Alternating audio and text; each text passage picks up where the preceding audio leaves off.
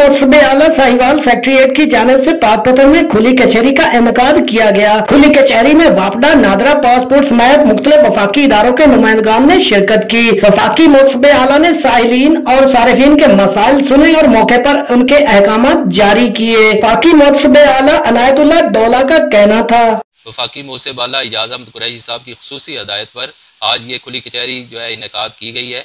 इसका मकसद ये है कि इंसाफ आपकी दहलीज पर जो हमारा स्लोगन है, ज़्यादातर जो हमारे पास आज कंप्लेंट जो रिसीव हुई हैं वो मैप्को के मुतल्लिक है। इसके अलावा बहुत सारे केसेस हमारे पे पोस्टल लाइफ इंश्योरेंस के आए हुए थे, जो लोगों की पॉलिसी मैच्योर हो चुकी हैं और उनको उनके चेक नहीं मिले।